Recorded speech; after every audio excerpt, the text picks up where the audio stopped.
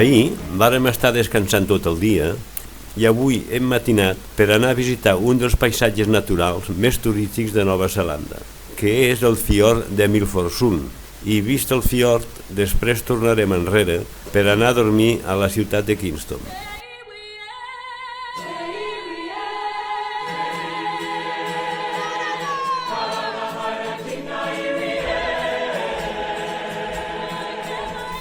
Després de fer cua, ja estem a bord del veler que ens durà a fer l'excursió a Milford Sound, l'atracció natural més impressionant de Nova Zelanda, amb la seva combinació màgica de cims de muntanyes, aigues fosques i magnífics penya-segats amb impressionants salts d'aigua revestits de bosc, que són patrimoni de la UNESCO.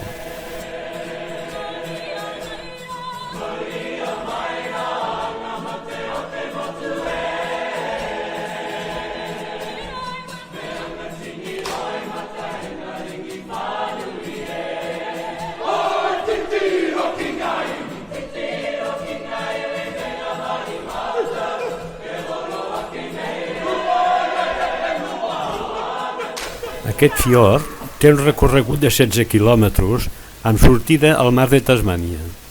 Dins d'aquesta vall escarpada i estreta hi ha un tresor de delícies ecològiques. Doncs aquí podem trobar dofins, pingüins, foques i llops marins, que estan sota la protecció de la reserva marina. En tot el fiord, l'aigua de la superfície és dolça. És tanta la quantitat d'aigua dolça que entra que la salada està a més de 2 metres de fondària.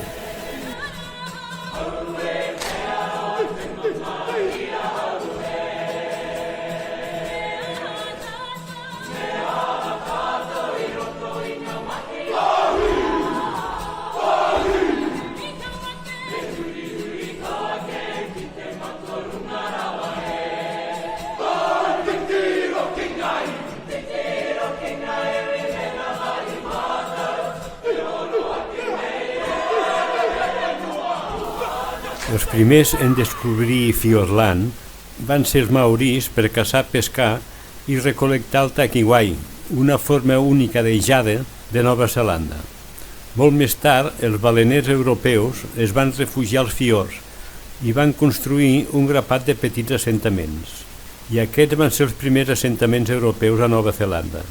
Però la gran inclinació del terreny, l'increïble aïllament i el clima més humit de Nova Zelanda van dissuadir els més resistents d'establir-se a la regió.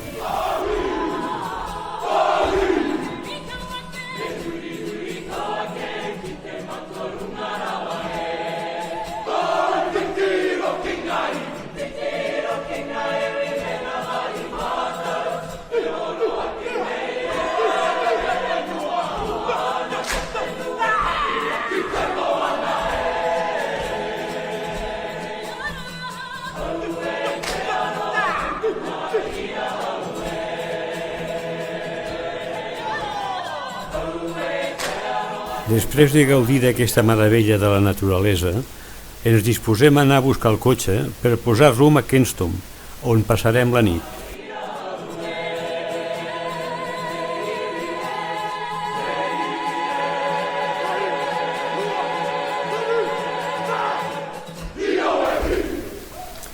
Hem dormit i esmorzat força bé, i ara ja anem en direcció a Twizel, i a lo llarg del camí pararem en el cor de la històrica regió minera de l'or a Nova Zelanda, el centre miner de Goldfield, que transporta els visitants en el temps de la febre de l'or. El 1861 se'n va trobar a la regió d'Otago i van vindre gent de tot arreu, i els buscadors van començar a buscar l'or a la llera dels rius de la zona que avui es coneix com Goldfield, i és on ara es troba el centre miner.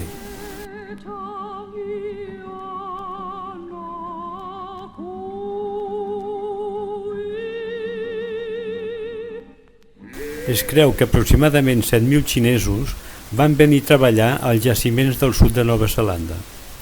El govern provincial d'Otago va animar els miners de la província de Guangdong, al sud de Xina, a venir a Nova Zelanda per substituir els miners europeus que habitualment abandonaven la mineria a la regió d'Otago.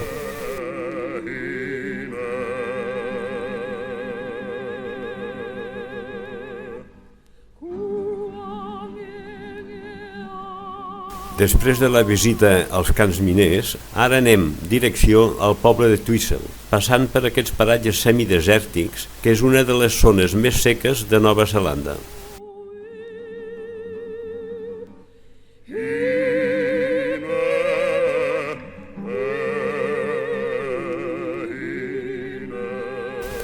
Abans d'arribar a Twizel, trobem el llac Ruataniwa, amb unes panoràmiques magnífiques, que és el que ha fet famós aquest poble, que va ser fundat l'any 1968 per allotjar treballadors de la construcció del pla hidroelèctric a la regió sud. I avui dia, Twizel és una ciutat de serveis i turisme i té una població resident de 1.660 habitants. I durant l'estiu, els estiuejants gairebé tripliquen el nombre, doncs la zona és un gran centre de vela i esquí aquàtic.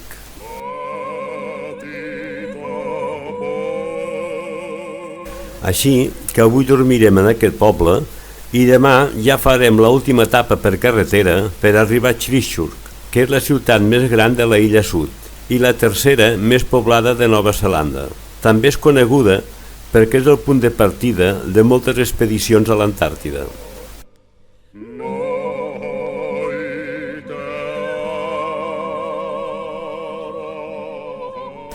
Hem parat a esmorzar al poble de Geraldine, que va ser fundat pel topògraf agrimensor Samuel Hewlins, que va ser enviat a aquesta regió per fer la triangulació i els reaixecaments topogràfics al sud de Canterbury. En la seva llarga estada va aixecar una cabana on va viure junt amb la seva esposa Maureen.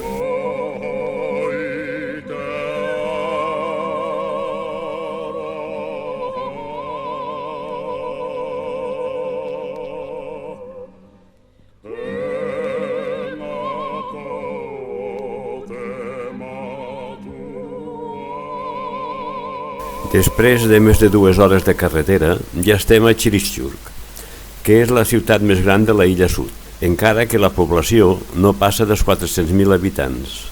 És coneguda com la ciutat jardí per les seves nombroses àrees verdes i jardins botànics.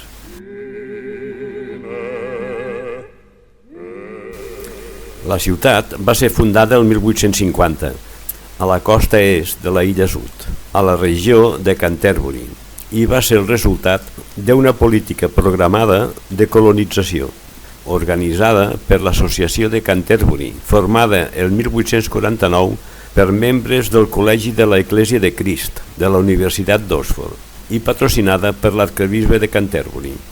L'associació tenia l'utòpic objectiu de crear una nova Jerusalem a Nova Zelanda, una comunitat anglicana de classe mitjana en la qual la moral victoriana pogués prosperar. L'any 1984 es va organitzar un viatge des de Barcelona per anar a Christchurch a posar una placa indicant en anglès, català i castellà que són els nostres antípodes. Després de més de 2 hores de carretera ja estem a Christchurch, que és la ciutat més gran de la illa sud, encara que la població no passa dels 400.000 habitants. És coneguda com la ciutat jardí per les seves nombroses àrees verdes i jardins botànics.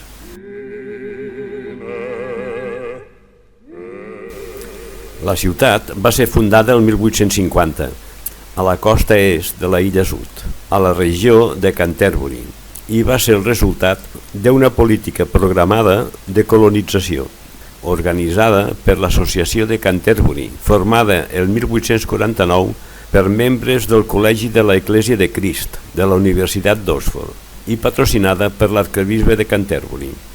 L'associació tenia l'utòpic objectiu de crear una nova Jerusalem a Nova Zelanda, una comunitat anglicana de classe mitjana en la qual la moral victoriana pogués prosperar.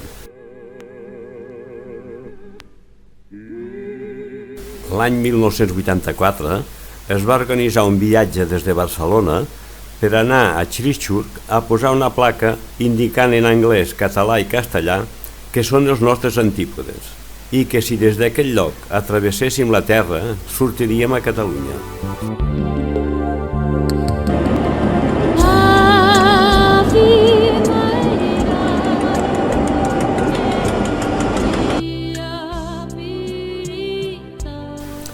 Avui ja és l'últim dia de la nostra estada a Nova Zelanda i el passarem viatjant en tren per anar de costa a costa pels impressionants Alps del Sud.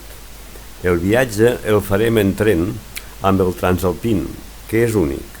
Està classificat entre els millors viatges en tren del món.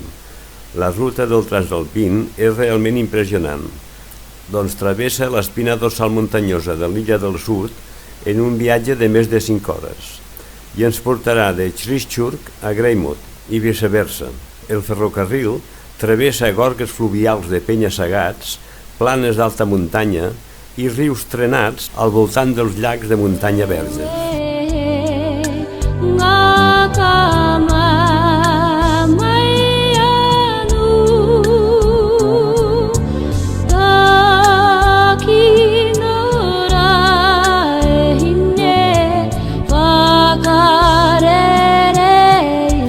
Ja hem arribat a Greymouth i després de donar una volta pel centre ja tornem cap a l'estació per tornar cap a Christchurch a l'hotel, que demà ens toca matinar i ens esperen moltes hores de vol, però ens anirà bé per anar païnt aquest meravellós viatge.